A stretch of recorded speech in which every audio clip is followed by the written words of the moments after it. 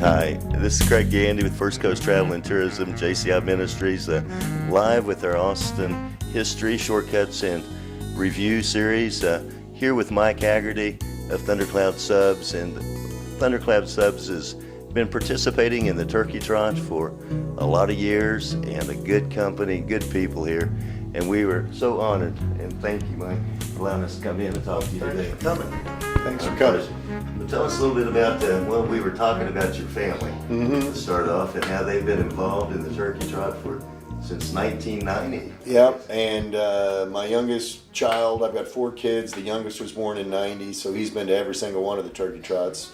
And they all have been around at every event, and now that the youngest one's 22 and the oldest is 29, they're doing a lot of work at the Turkey Trot, and they love it. So it's a real family event for us. When you raise your children to give of themselves, participate in events like this, and then you get to continue to do life with them, man, it just honors you, doesn't it? Absolutely. I think people, once they understand the value of working with others and volunteering to help others, it gives them a richness and a fullness in their pride and self-esteem that they really can't reach in other areas. You know, working for others is really more rewarding than working for oneself. So that's right. Well, I found, I guess, early 80s where I first got involved with United Way, and then a lot of the nonprofit organizations, the middle to late 80s that we were promoting, that when you meet first of all, the nicest people that are volunteering their time and their hearts for the projects they're involved in. You had mentioned earlier, as we were talking, as Maury was setting up, that you have 500 volunteers now, and this is a labor of love for them, I guess. Is that what? Oh yeah, it's definitely a lot of work for a lot of people, but a lot of shoulders make it easier to carry, I guess is what I would say. And we've gone from really just the Thundercloud crew of a couple of dozen of us in the first few years to, like you just said, over 500 volunteers. And just coordinating the volunteers is a huge task amongst itself. That's right. So you were saying your oldest daughter is the one that's doing the coordinating, is that? She's coordinating a lot of things in the event, but she's not taking care of the volunteers. We have Molly Sipe at Caritas, who does an incredible job of lining up people for the time slots and the responsibilities that we need. And in fact, she has people that volunteer for the Turkey Trot starting the day after this Turkey Trot. They'll be volunteering for next year. Wow. And 500 volunteers, and there's a waiting list of people that want to participate. So that's amazing. It's a great testimony, I think, to people in Austin just wanting to help a good cause and having fun with other people, because that's what the event's all about, is bringing people together just for a real nice morning, good exercise, healthy environment, right before you go eat a lot of turkey. Well, Caritas, you mentioned Caritas. All the proceeds from the Turkey Trot go to benefit Caritas, is that correct? Correct. Last year we donated over $265,000 to Caritas, and 100% of the proceeds go to Caritas. That's why the volunteers, having as many volunteers as possible, allows us to pass more money through to Caritas. Wow. And because of that, it's a family event, we've been able to keep the price, the entry fee of the event lower than I think any other large event around. and it's allowed us to be successful, to provide people an understanding of what a great organization Caritas is. That's right. That's So- right. Well, they help a lot of people and help get the people. Tell us a little bit about Caritas and what they use the funds for. Caritas is an Austin-based organization that I think does the best job of allowing, of taking people in poverty and giving them the tools to attain self-sufficiency and become contributors to our community. And that's what it's all about. Nobody wants anybody to be in poverty, to not be able to be successful in their life. And Caritas, to me, provides the four pillars, the structures of stability that one needs in their life to become contributors to the community. They provide food, housing, education, and employment opportunities. And the point isn't to put a Band-Aid on it. Caritas's mission is to provide a full continuum of services that take somebody from poverty, give them the skill sets and the tools to get out of poverty, because nobody wants to be in poverty. That's right. Nobody does. That's right. Right. And so they teach people all these skills, and once they've given to these people and helped these people, so that they're able to turn around and give to others and participate in the lives of others. Absolutely. Caritas actually has been around since the early 60s and actually has a very strong track record of bringing people out of poverty who have come back to help Caritas later on. Wow. And they've got a refugee program for legal refugees to the United States that has provided opportunities for Cuba is probably the biggest place right now. They're political refugees, a lot of African countries, and these are highly educated individuals who are dropped into an environment that provides them the liberty and freedom that they didn't have in their previous environment, but they're not familiar with our culture and our society, and it's hard for them to survive, but they're amazingly resilient individuals in most cases that almost 100% of the time become very productive components of our society. And I think that what Austin has is a very diverse culture of individuals and people, and they add to that diversity with a very good attitude. That's right. So. People come from all over the country. When we're down with South by Southwest or a lot of the events where you have people coming in from all over the world, I think what's so fascinating about the people of Austin is how well everyone gets along here. We last year at the South by Southwest, there were some people from out of town, and you could tell just by attitude, just by body language, that they were not from Austin, just because of the hostility, of the anger that, where people in Austin get along together.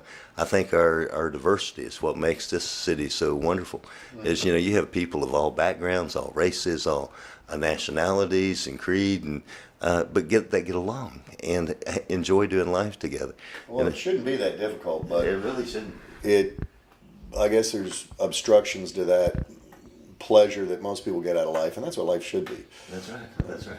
Having fun, family and friends, and events such as this Turkey Trot, where you're, getting the families out, getting us off the couches, and, old people like me out to participate with our kids and enjoy life, and that's what's good. Yeah, the Turkey Trot, where you're saying old, one of the interesting things is we have age groups for all of our different participants. And about 8 years ago, it was 70 and over was the top group. That seemed reasonable. And then we got a letter from this participant, Jim Southland, I guess, who said, I'm over 75 now, and maybe we could have we've got a group of geezers that he runs with. So we started in over 75, and then 6 years later we started in over 80. Wow. And now we have an over 85, and we have, I think there's like 7 participants over the age of 85. So. Wow. It really is. You'll see, the maternity division, it starts when they're in the womb and it goes all the way through until they're in their upper 80s. And it's refreshing to see all those people talk about a generation difference, come together with just a common cause of going out there, exercising, and having fun together. Oh, yeah.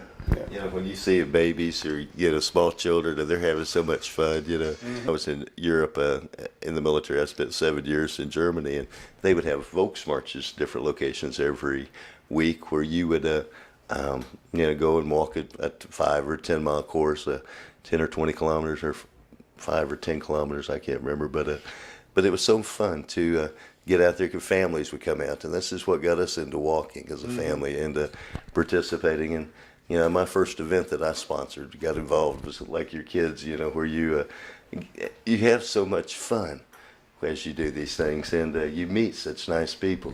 Oh yeah. And I guess you have a contest every year that someone that designs helps design the T-shirts and things. Yep. Well, we have different logo every year, and traditionally it was the Thundercloud.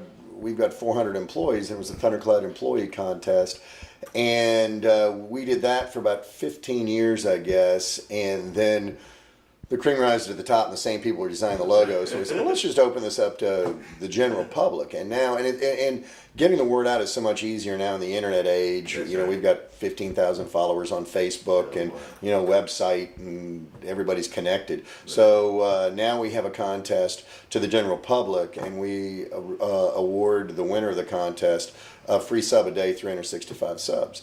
And we have some phenomenal art coming. It's a real challenge to decide which one is the best. Oh, yeah. And that's another fun facet of the event. That's right. Well, look, it does get hard judging when you're looking at some of the talent that is so close. That I remember I managed theaters with AMC Theaters back in the middle 80s when I first moved to Austin. Did a coloring contest one time for all the kids in the neighborhood schools, and it's hard to judge, to find out which ones are the best. But it's so.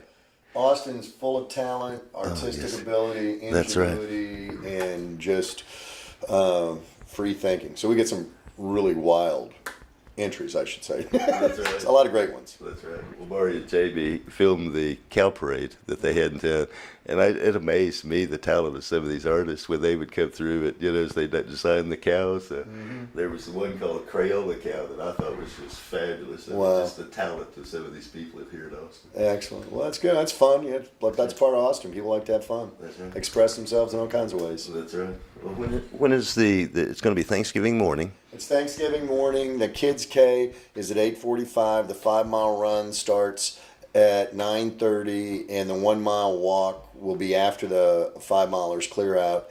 And believe it or not, last year we had just at 20,000 people. We're hoping to have 22,000 this year. Wow. And there are so many people. We start across the First Street Bridge, curb to curb on the bridge, and the runners start at 9:30, and we can barely get the walkers out of the way before the first guy's already coming back.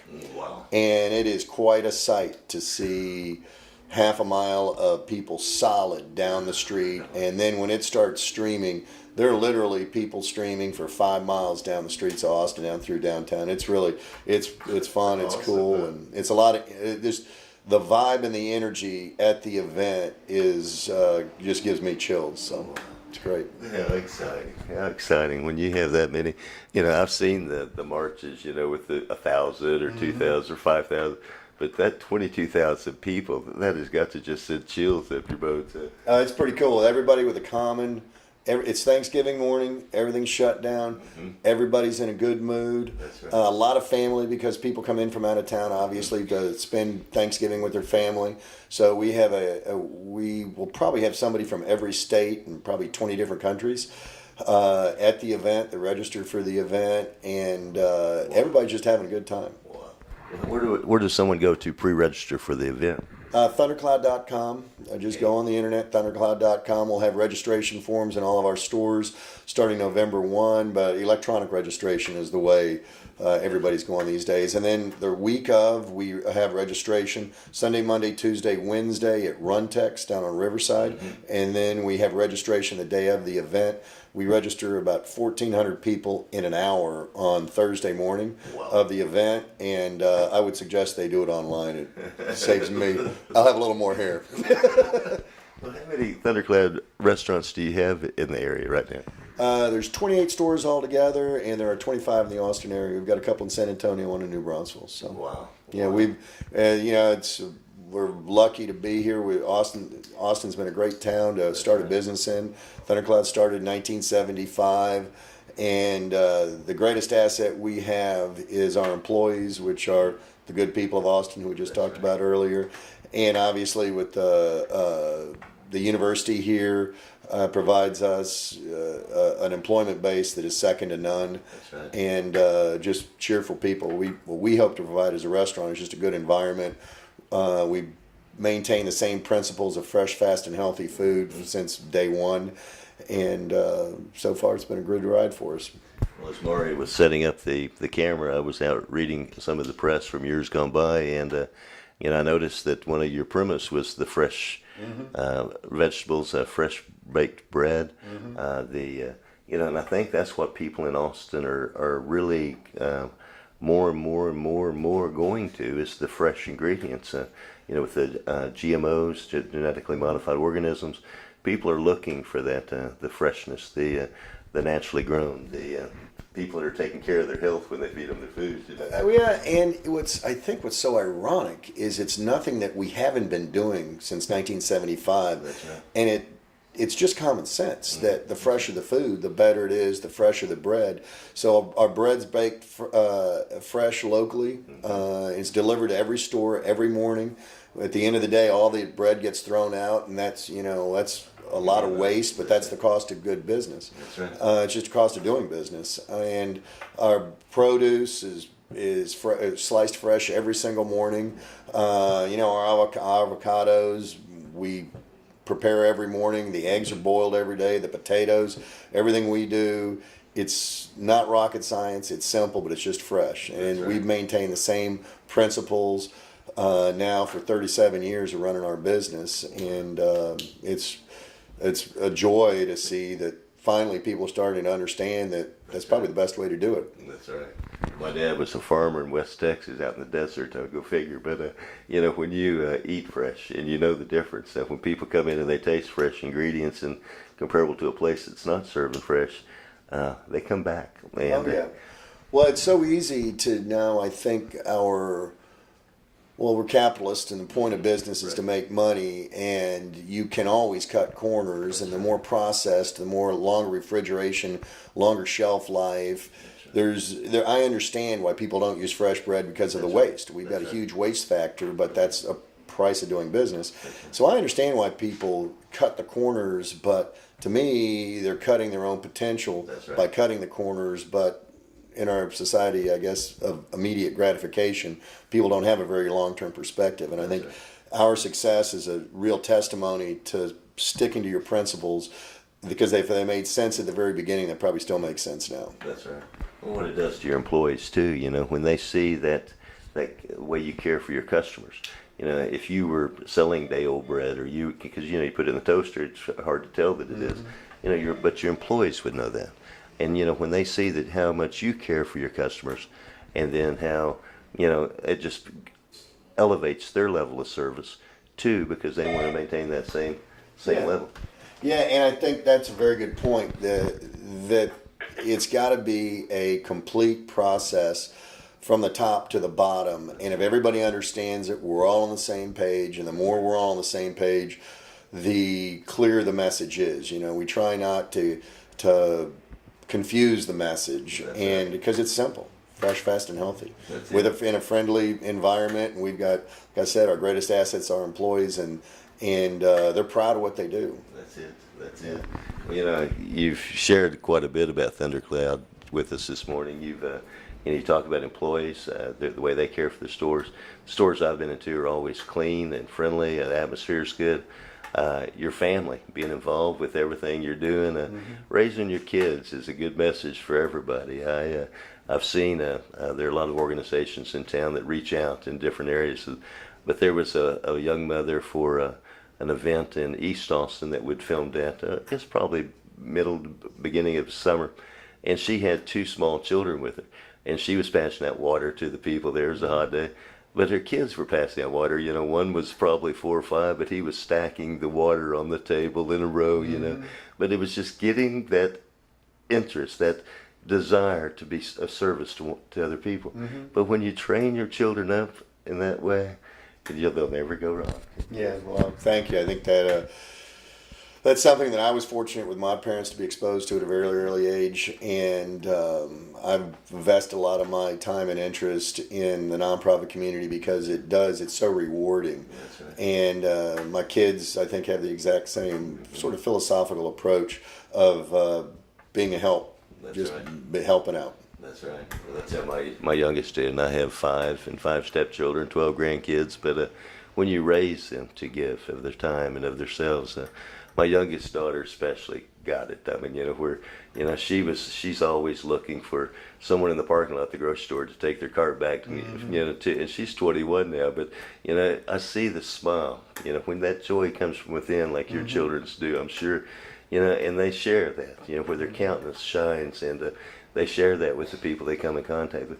It changes lives. When you have a staff of employees that smile when people walk in, or your children smile at people and they're participating in the life, then you're doing your job not only as a father, but as a business leader in our community. And I thank you for that, Mike, for all you're doing. Much. All right. Well, thank you for coming by. It's been our pleasure. Thank you Good so talking. much. Good Same talking to here. you. All right. Very good.